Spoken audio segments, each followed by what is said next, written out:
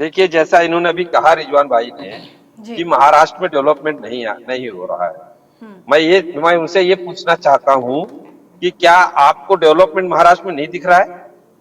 हाँ, आप बताइए कि आज सीएम 2.5 साल पहले सीएम फंड का 2.5 साल के अंदर 1.5 करोड़ से 2 करोड़ रुपया खाली उद्धव ठाकरे जी ने अपने फंड से वितरण किया था। आज हमारी सरकार को 2.5 साल कंप्लीट नहीं हुए हैं, एक नाथ शिंदे ने 13 करोड़ रुपया मुख्यमंत्री फंड से घोर गरीबों, महाराष्ट्र के घोर गरीबों के बीच में वितरण कर दिए।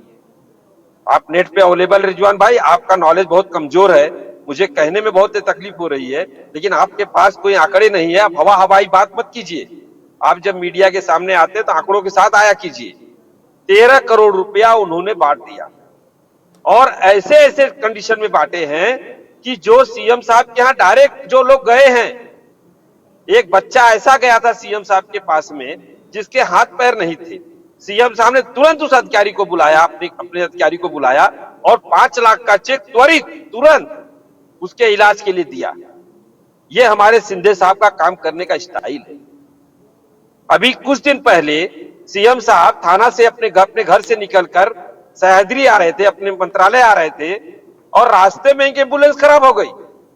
सीएम साहब की नजर पड़ी, पूरा काफिला रोक दिया उन्होंने और जब तक उस पेशेंट को दूसरा एम्बुलेंस आकर लेकर नहीं गया तब तक सीएम साहब हाईवे पे खड़े रहे।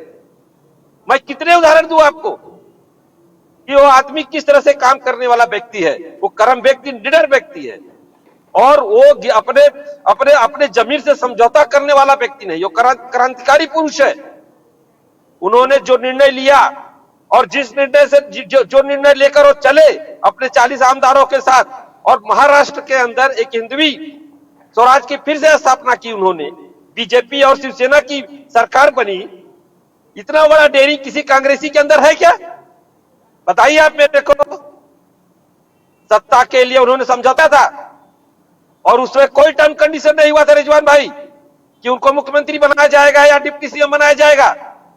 उन्होंने केवल और केवल महाराष्ट्र की जनता ने जिसको वोट दिया था, जिसको सत्ता में लाया था, उसके लिए उन्होंने लड़ाई लड़ी, उस जनता के भावनाओं की लड़ाई लड़ी। और बीजेपी, नरेंद्र मोदी जी और जो है कि अमित शाह साहब ने उन्हें मुख्यमंत्री का पद दिया। उनकी निडरता को, उनकी बहादुरी को देखकर उनको पद दिया और जिस बहादुरी से आज वो व्यक्ति काम कर रहा है, आपको मैं पूर्ण विश्वास दिलाता हूं आपके मीडिया के माध्यम से रिजवान भाई, ये अपने दिल दिमाग में आप लिख लीजिए कि महाराष्ट्र के इतिहास में एक नाथ शिंदे साहब का नाम स्वर्ण अक्षरों में लिखा जाएगा।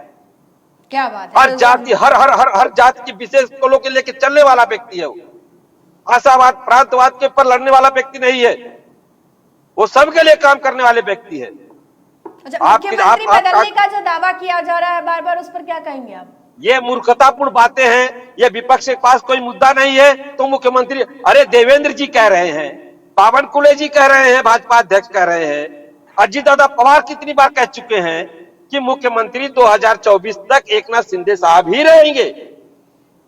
कितनी बार हमारी पार्टी की एकता देखिए। आपके कांग्रेसी नेता भी कहते हैं कि जो है शिंदे ही मुख्यमंत्री रहेंगे। इनको पता नहीं कहां से कौन कह रहा है इनको कि मुख्यमंत्री, अरे मुख्यमंत्री बदल जाएगा। ये खबर आपके पास कहां से आ रही है? कौन सा पुरावा है आपके पास? आप बताइए जरा मेरे को। हवाई बात मत कीजिए, जनता को दिग्भ्रमित मत कीजिए। आप एक पार्टी के जिम्मेदार प्रवक्ता हैं।